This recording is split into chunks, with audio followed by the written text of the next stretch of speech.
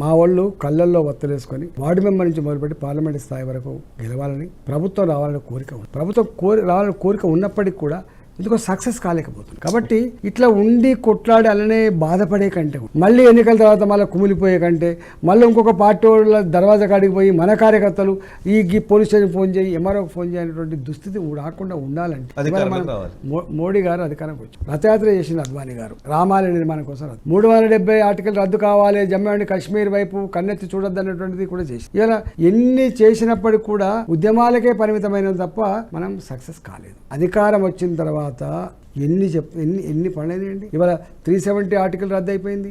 Jammu and Kashmir ఎన్నడూ ఎవడు కన్నెత్తి చూడని పరిస్థితి వచ్చింది. ఇవాళ రామాలయం కట్టి భారతీయ సంస్కృతిని, భారతీయ ప్రాచీన తత్వాన్ని ఇలా మళ్ళీ మనం పాదుకొల్పోయలేము. ఈ దేశంలో ప్రశాంతత, అభివృద్ధి అన్నిటికీ మిక్కిలి ప్రపంచ చిత్రపటం మీద ఆమె ఇండియన్ అనేటువంటి స్థాయికి తెచ్చింది మోడీ. ఒకప్పుడు అమెరికన్ ప్రెసిడెంట్ గురించి గొప్పగా చెప్పుకునేది, ఇంకో దేశ అధ్యక్షుల గురించి గొప్పగా చెప్పుకునేది.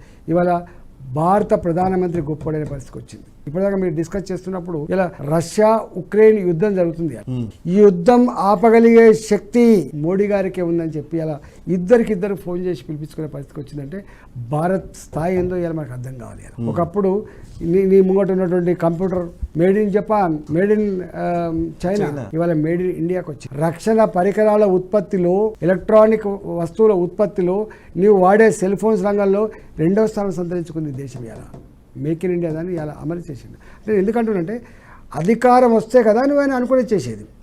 ఇక్కడ కూడా తెలంగాణ కూడా అధికారం వస్తే కదా నా 44 సంవత్సరాలుగా కళ్ళల్లో వత్తులేసుకొని నేను వార్డు మెంబర్లు మొదలుపెట్టి నాయకుడు కావాలని చెప్పి, నాయకుడు అయితే ఇలా ప్రజలకు సేవ చేయాలని చెప్పి కళ్ళగంటున్నటువంటి మా కార్యకర్తల నాయకులే ఆ విముక్తి జరగాలంటే తప్పకుండా ఎక్కడో కూడా కొంత సాక్రిఫైస్ చేయాల్సి అక్కడ ఉన్నది. బ్రాడ్నెస్ అక్కడ ఉన్నది, కలుపుకపోయే తత్వం అక్కడ ఉన్నది. అది రానంత వరకు ఇది వచ్చే ఆస్కారం లేదు.